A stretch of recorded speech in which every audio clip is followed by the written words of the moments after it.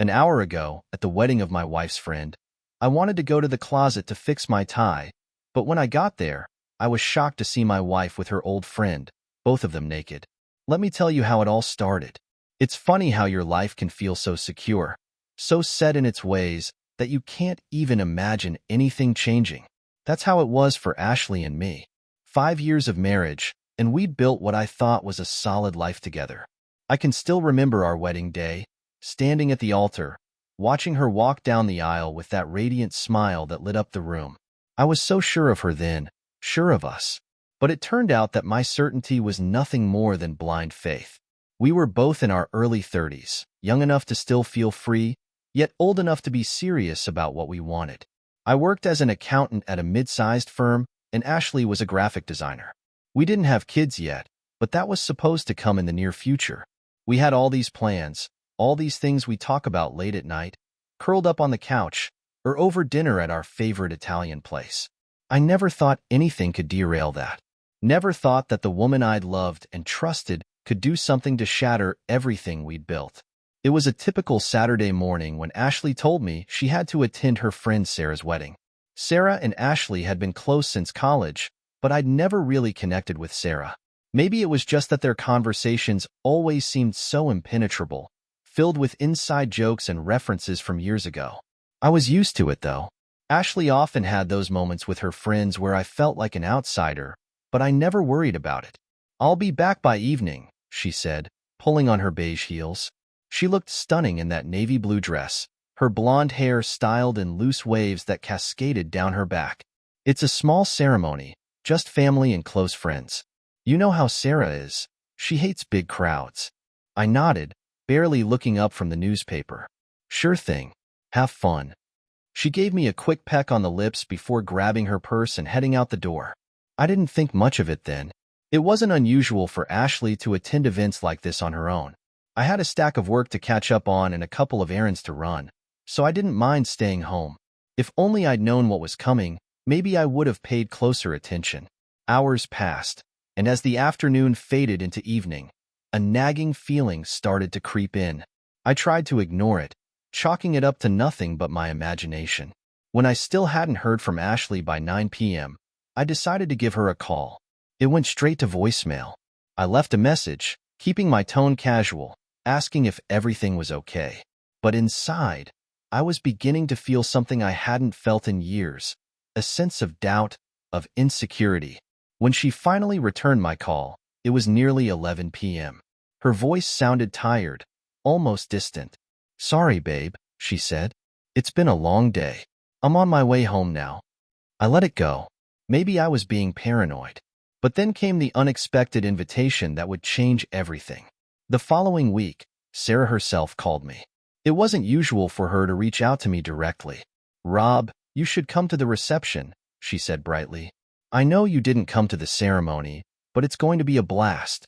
I'm extending the invite to spouses." I hesitated, thinking of how odd it felt for her to reach out like this. But then again, Ashley had been so close to Sarah for so long. Maybe it was just her way of including me. "Yeah, sure," I replied, trying to sound enthusiastic. "I'll be there." The day of the reception, I felt a twinge of something I couldn't quite place.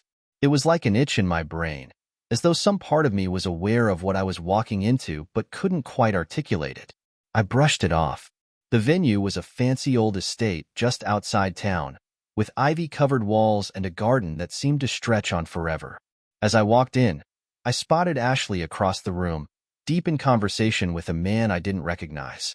He was tall, with dark hair and an easy smile that spread across his face as he laughed at something she'd said. Ashley's posture was relaxed, almost too relaxed, like she was entirely comfortable with him. For a moment, I felt a flash of jealousy, then quickly buried it. She was just catching up with an old friend, nothing more. But as I approached, there was something in her eyes that changed when she saw me. "Rob," she said, her voice tight as she noticed me walking up. "This is—" "Daniel," the man interrupted, extending his hand toward me. "Daniel Richards, old friend of Ashley's. We go way back." "Nice to meet you," I said, shaking his hand. His grip was firm, but there was something about the way he looked at me, like he was sizing me up, that made my skin crawl. Ashley shot me a quick glance, her cheeks flushed. Daniel and I were in college together, she explained. We haven't seen each other in years. The rest of the evening passed in a blur. I watched Ashley and Daniel, unable to shake the feeling that there was more to their interaction than just old friends catching up. She laughed at his jokes, touched his arm lightly when she spoke to him, and their heads leaned in closer than I was comfortable with. I kept a close eye on them, trying to ignore the uneasy knot in my stomach. It wasn't until I went to get some air outside that the truth began to unravel. I stood by the garden's edge, staring out into the night when I heard hushed voices. I followed the sound, my steps cautious, and as I turned the corner, I saw them. Ashley and Daniel were standing together in a secluded corner, their bodies close. Too close. I watched in stunned silence as she reached up to touch his cheek, and he pulled her into an embrace that wasn't just friendly. Their lips met in a kiss that sent a jolt of rage through me. It was as though the ground had disappeared beneath my feet, leaving me in a freefall that seemed to last forever. My heart hammered in my chest, and my first instinct was to rush in and tear them apart. But something held me back. I needed to think. I needed to be smart about this. As I backed away, I made a decision then and there. If they wanted to betray me, I would make sure everyone saw the truth. I'd let Ashley's perfect little world come crashing down around her, just like mine was beginning to. As I stood in the shadow of that garden wall, I felt numb. The sight of Ashley with her arms wrapped around Daniel replayed over and over in my mind like some cruel joke. For a few moments, I could only stare at them, paralyzed by disbelief. This was the woman I'd shared 5 years of my life with, the woman I thought I knew. How could she be kissing another man so openly, as if I didn't exist? But I did exist, and I wasn't going to fade quietly into the background while my wife indulged in her little fantasy. I had seen enough, more than enough. It was time to make my presence known. I took a deep breath and walked back into the reception hall, where the sounds of laughter and clinking glasses filled the air. It was all so normal, so completely ordinary, while my entire world was crumbling just outside. I grabbed a glass of champagne from a passing waiter and drained it in one gulp. I needed a plan, and I needed one fast. I could have marched straight up to Ashley and Daniel right then, but something in me held back. I wanted to do more than just confront them. I wanted to expose their betrayal in a way that would leave a mark, a moment they would never be able to erase. As I wandered through the crowd, I spotted Sarah talking to a group of guests. She was the bride, and I was about to ruin her wedding. For a second, I felt a pang of guilt, but it quickly evaporated. If Ashley was willing to throw away our marriage for some old fling, then the least I could do was to show her exactly what that choice would cost. I approached the band's lead singer as they took a break between sets, and an idea formed in my mind, a way to make the impact I was looking for. "Excuse me," I said, catching the singer's attention. "I'd like to make a special announcement. It's something personal, for my wife." He looked at me skeptically, but after a bit of insistence and a $100 tip, he nodded. "Sure thing, buddy. We can do that." As I walked up to the microphone, the guests slowly turned their attention toward me. My heart pounded against my ribs like a drum, but there was no turning back. I tapped the microphone gently, causing a soft feedback hum to echo through the hall. "Ladies and gentlemen," I began, forcing a smile onto my face. "Sorry to interrupt, but I'd like to take a moment to express something very personal. As many of you know, Ashley and I have been married for 5 years." I glanced across the crowd, searching for Ashley. There she was, at the far end of the hall, just stepping back inside, with Daniel not far behind her. The sight of them together, looking so casual, made my blood boil. I continued, my voice gaining strength. "In that time, we've shared so much. We've had our ups and downs, but I thought we had something real, something worth fighting for."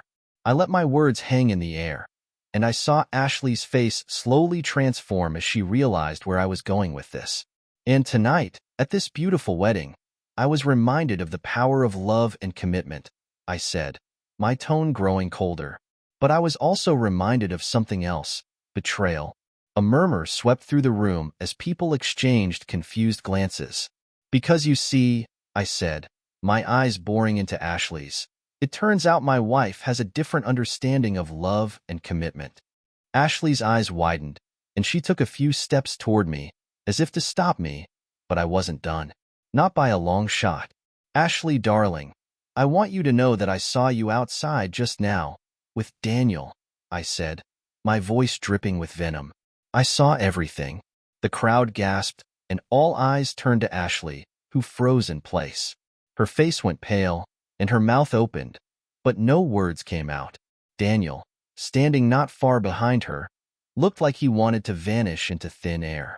The air was heavy with tension, and I could feel the judgment from all directions as people whispered and stared. "What are you doing, Rob?" Ashley finally found her voice, though it came out strained and thin. "Let's talk about this privately, please." "Oh, now you want privacy?" I scoffed. "Funny, you didn't seem too concerned about that a few minutes ago when you were kissing another man." "Rob, it's not what you think," she stammered, her eyes darting around the room, searching for an escape from the weight of my accusation. "I swear, it wasn't." "Don't bother," I interrupted, my voice rising. "I'm done listening to lies. I've stood by you through everything, Ashley, and this is how you repay me." I felt my composure starting to slip, and the bitterness I'd been holding back poured out. "I gave you my heart, and you threw it away like it was nothing." The room was dead silent now, all eyes fixed on the unfolding spectacle. I glanced over at Sarah, who looked horrified. I wondered if she knew about Ashley and Daniel, or if she was just as blindsided by this as everyone else. "I'm sorry," Ashley said, tears streaming down her cheeks. "Please, Rob, just come with me and let's talk about this." But her tears didn't move me. Not anymore. I felt like I was watching a scene from a movie, one where I was both the victim and the villain, the husband who was betrayed, and the man who was willing to make a scene to expose the truth. There was no going back from this moment, no way to undo the damage.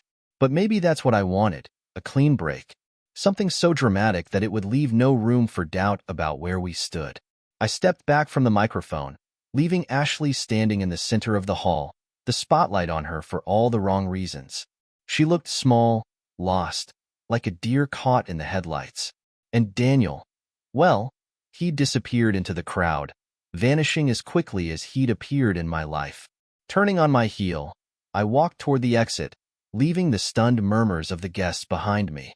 I had no idea where I was going or what I would do next. All I knew was that I needed to get away from the suffocating weight of that hall and the shattered pieces of what I thought was my marriage. The air outside was cold and biting, a stark contrast to the heated emotions I'd just unleashed. As I walked to my car, I felt a strange mix of emotions: anger, sadness, relief. It was as if my world had collapsed in an instant, yet at the same time, a weight had been lifted from my shoulders. I was free, but at what cost? I climbed into the driver's seat and sat there, gripping the steering wheel, trying to process everything that had just happened. My phone buzzed in my pocket, but I didn't bother to check it. I knew it was Ashley. I wasn't ready to hear her excuses or apologies. Not yet. For now, I just needed to drive, to get away from the place where my marriage had finally, publicly unraveled. I drove aimlessly that night, the road stretching out before me as if offering an escape from the reality I had just unleashed. The city lights blurred as I sped through intersections, the sound of the tires humming on the pavement providing the only comfort. I wasn't sure where I was going, and for the first time in a long time, I didn't care. The world outside seemed to fade away, and I was left alone with my thoughts. Thoughts that kept circling back to that kiss, to Ashley's tearful face, and to the look of horror on the guests' faces as I'd exposed the truth. After what felt like hours, I pulled into a deserted parking lot near the lake. It was a place Ashley and I used to visit when we first started dating. We would come here late at night, sit on the hood of my old car, and talk about everything. Our hopes, our dreams, our plans for the future. Back then, it had felt like the world was ours to conquer, like nothing could come between us. How naive I had been. I got out of the car and walked to the edge of the lake. The water was dark and still, reflecting the pale moonlight. I could see my own distorted reflection staring back at me, and for a moment, I didn't recognize the man I saw. He looked broken, lost. I felt a pang of anger rising in my chest, not just at Ashley, but at myself. How could I not have seen this coming? How could I have been so blind? The memories came flooding back. Every late night Ashley had claimed she was working, every distant conversation, every excuse that now seemed so flimsy. I had ignored the signs because I didn't want to believe that the woman I loved could be capable of such betrayal. But now, all those doubts, all those moments when something hadn't felt quite right, made perfect sense. As I stood there, staring at the lake, I heard the crunch of gravel behind me. I turned to see a figure approaching slowly, and I knew instantly who it was. Ashley's silhouette emerged from the darkness, her face barely visible in the dim light. She took a hesitant step forward, her arms wrapped around herself as if to shield against the cold, or perhaps against my judgment. "Rob," she called out softly, her voice breaking the silence. "Please, can we talk?" I didn't respond right away. Part of me wanted to tell her to leave, to walk away and never look back. But another part of me, the part that still loved her, despite everything, wanted answers. I needed to understand why she had done this, what had gone so wrong in our marriage that she felt the need to seek comfort in someone else's arms. "Talk?" I said finally, my voice filled with a bitterness that I couldn't contain. "Now you want to talk? After everything?" She took another step closer, her face illuminated by the moonlight now. Her eyes were red and swollen, her makeup streaked down her cheeks. "Rob, I'm so sorry. I didn't mean for you to find out like that. It wasn't what it looked like." I laughed bitterly at her words. "Not what it looked like? Ashley, I saw you kissing him. What else am I supposed to think? Do you really expect me to believe that there's some innocent explanation for what I saw?" Tears welled up in her eyes again, and she shook her head. "It was a mistake, okay? A stupid, impulsive mistake. I didn't mean for it to happen. We were just talking, and then—" "Talking?" I interrupted, my voice rising in anger. "That's what you call it? Is that how it started before, too?" She froze at my words, her eyes widening slightly. What do you mean, before? You think I'm an idiot, don't you?" I spat, my anger finally boiling over. "You think I wouldn't figure out that this wasn't the first time? I'm not that blind, Ashley. How long has this been going on?" Her expression shifted, and for a moment, I saw something flicker in her eyes. Guilt, maybe, or regret. "Rob, please, just listen to me. It wasn't like that.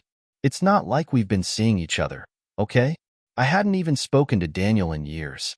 We were close in college, yes, but that's it. When I saw him at the wedding, I don't know, it brought back memories, and I got caught up in the moment." I shook my head, frustration building in my chest. "So, what? I'm just supposed to accept that you kissed another man because of some nostalgic trip down memory lane? Do you even hear yourself right now?" She stepped closer, reaching out to touch my arm, but I pulled away sharply. "Rob, please," she pleaded. "I know I messed up. I know I hurt you, but it was just a kiss. It didn't mean anything. I don't even know why I did it. Just a kiss?" I echoed, incredulous. "You know, I could have maybe tried to understand if you'd come to me and told me you were unhappy, that something was missing. But instead, you chose to betray me." The silence that followed was suffocating. Ashley stood there, trembling slightly, her hands clasped together as if she were praying for some kind of forgiveness that I wasn't sure I could give. I could see the pain in her eyes, the genuine remorse, but it wasn't enough. It couldn't be, because no matter how sorry she was, she had still crossed a line that could never be uncrossed. "I don't know if I can do this," I whispered, more to myself than to her. She took a step forward, desperation etched into her every move. "Rob, please. I love you. I don't want to lose you. We can fix this.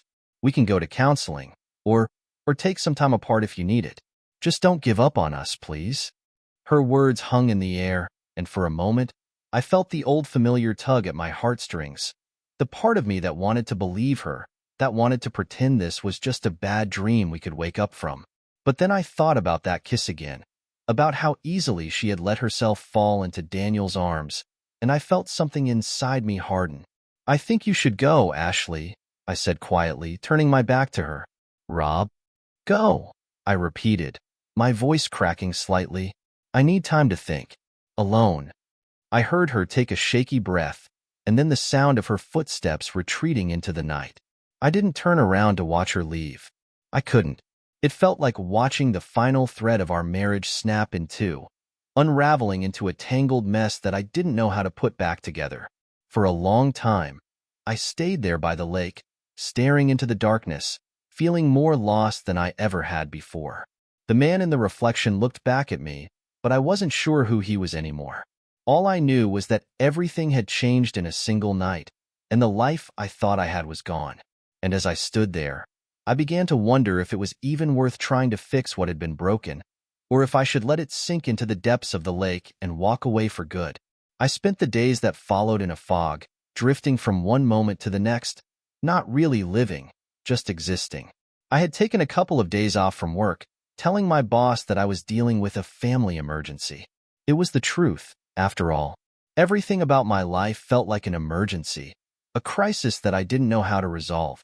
Ashley texted me a few times, sent some voicemails too, but I couldn't bring myself to listen. I read the first few texts, where she apologized again and asked to talk, but the words felt empty. They didn't change what had happened or undo what I'd seen. After that, I just let the messages pile up, unread. I wasn't angry anymore, at least, not like I had been at the reception. Now, there was a numbness in its place, a dull ache that settled into my bones.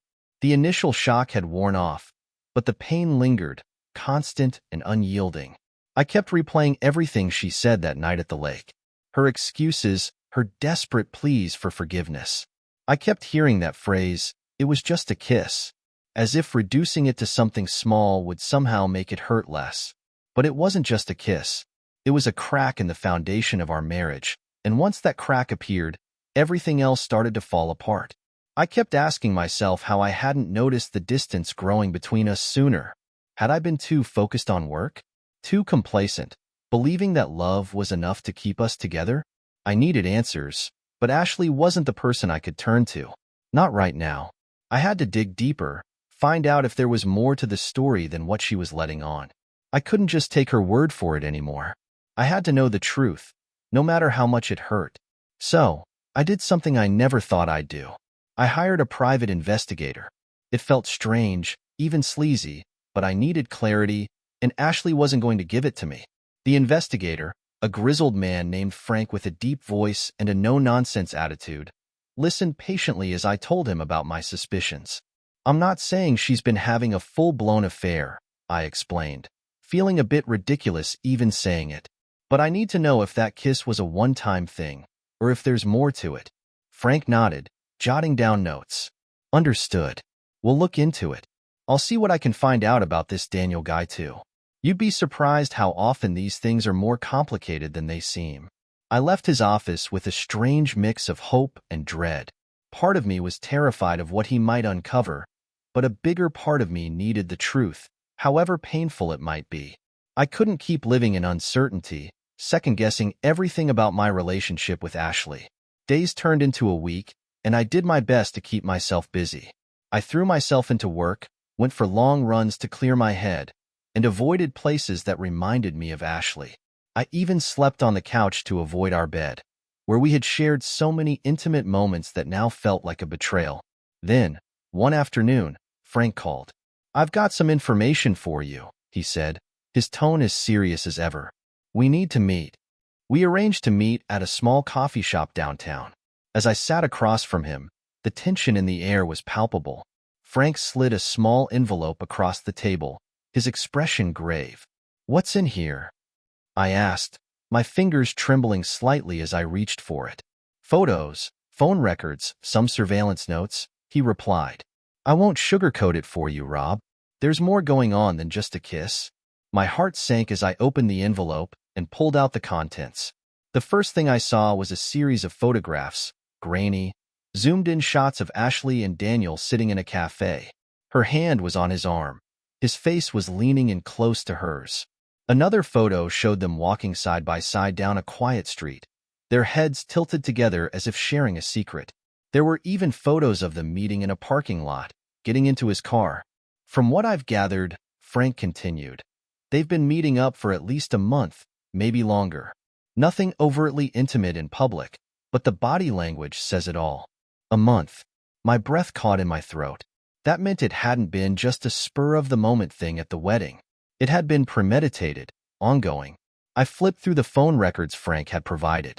There were dozens of calls and texts between Ashley and Daniel. Late-night conversations, long messages exchanged when I was at work or out of the house. Each one felt like a dagger in my chest, twisting deeper and deeper. What else did you find? I asked, my voice barely above a whisper. Daniel's background checks out, Frank said.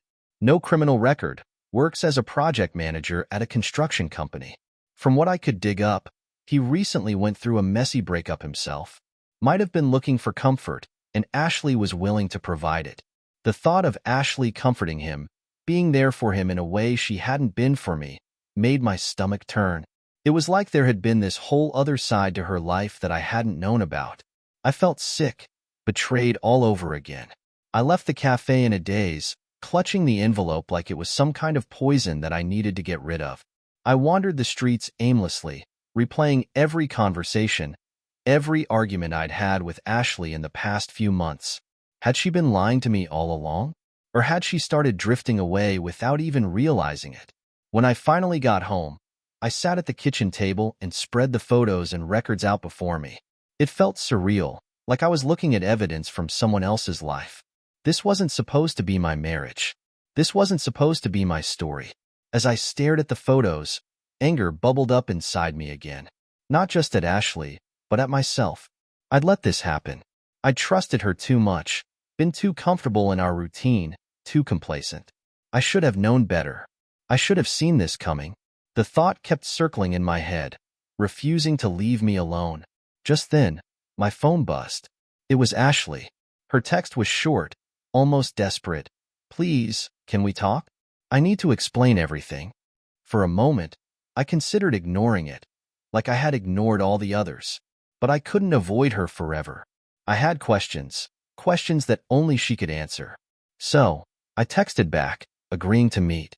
We met at a small park, away from the crowds.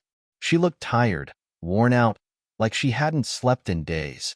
For a brief moment, I felt a flicker of sympathy for her, but it quickly vanished as I remembered why we were here. Ashley, I began, pulling the envelope from my jacket and handing it to her. Before you say anything, I need to know the truth. All of it. She hesitated, her hands trembling as she took the envelope and looked through the contents. Her eyes filled with tears as she realized what I knew. Rob, she said, her voice trembling, it wasn't supposed to be like this. I didn't mean for any of this to happen. Well, it did, I replied coldly, and I want to know why. She took a deep breath and looked up at me, her eyes brimming with a mixture of guilt and sadness. Because I felt alone, she said finally. I felt like you weren't there for me anymore, like we were just going through the motions. And when I ran into Daniel, it was like, I don't know, like someone was actually paying attention to me again. Her words cut deep, but they also made me realize just how far apart we had drifted, even if I hadn't noticed. But that didn't excuse what she'd done. So what now?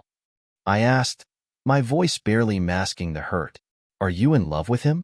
She shook her head vigorously. No, Rob. It was never love. I know that sounds like a pathetic excuse, but it's the truth. It was just a distraction. I didn't know what to believe anymore. Part of me wanted to forgive her, to try and find a way back to what we once had. But another part of me, the part that had been shattered into a million pieces, wasn't sure if I could. The silence between us stretched on, as heavy and unyielding as a weight pressing down on my chest. I watched Ashley, hoping to see something in her eyes that would help me understand, something that would make me believe we still had a chance. But all I saw was regret, and it was impossible to tell if she regretted what she had done, or if she simply regretted getting caught. A distraction, I repeated bitterly, the word burning in my throat. That's what I was to you? Something you needed a break from? No, she replied quickly, shaking her head. That's not what I meant. I love you, Rob. I never stopped loving you. But it felt like we were stuck. Like we were just going through the motions and I didn't know how to reach you. And then Daniel showed up and I made a mistake. A mistake. It all came back to that one word. It felt so small, so inadequate for what she had done. If it was just a mistake, why did it go on for weeks? I asked, my voice cold. Why didn't you stop it after that first kiss? She opened her mouth to respond but then looked away, unable to meet my gaze. Her silence spoke volumes. I could see her struggling to find the right words, but I wasn't sure there were any left that could save us. Rob, I never planned for any of this to happen, she said finally, her voice trembling. I didn't know how to stop. It felt good to be noticed, to feel wanted. And I know that's not an excuse. I know I hurt you, and I hate myself for it. But I want to make things right, if you'll let me. I let out a hollow laugh, a bitter sound that seemed to echo in the quiet of the park. Make things right? I repeated, shaking my head. How exactly do you plan to do that, Ashley? Because there's no magic button you can press to erase everything. There's no easy way to just move on from this. I know, she whispered, tears welling up in her eyes. But I'm willing to do whatever it takes. Counseling, time apart, anything. I don't want to lose you, Rob. Please, just give me a chance to fix this. I turned away from her, my thoughts tangled and chaotic. I didn't know if I wanted to fix it. I didn't know if I was capable of fixing it. The image of Ashley and Daniel together kept flashing in my mind, taunting me, reminding me that no matter how hard we tried, things could never be the same again. Part of me wanted to walk away, to tell her it was over and leave her behind like she had left me emotionally. But there was another part of me, an annoying, hopeful part that didn't want to give up so easily. After all, we had spent 5 years building a life together. We had shared laughter, love, and moments that had felt so real. Could I really let all of that go? Then, I remembered something Frank had told me during our meeting. People don't change just because they get caught. They change because they decide to be better. I wasn't sure if Ashley was capable of being better, or if she would fall into the same patterns again when things got tough. But I had to know. I needed to see if there was still a chance to rebuild, even if it meant tearing down what we had first. I took a deep breath and finally turned back to her. All right, I said quietly. I'm willing to try, but only if you're completely honest with me from now on. No more secrets, no more lies. If we're going to make this work, I need to know that you're all in. She nodded quickly, relief flooding her features. I promise, Rob. I'll be honest. I'll do whatever it takes. I wasn't sure if I believed her. Part of me doubted she could keep that promise, but there was only one way to find out. We'll go to counseling, I continued, and take things one step at a time. But I need time, Ashley. I need time to figure out if I can truly forgive you.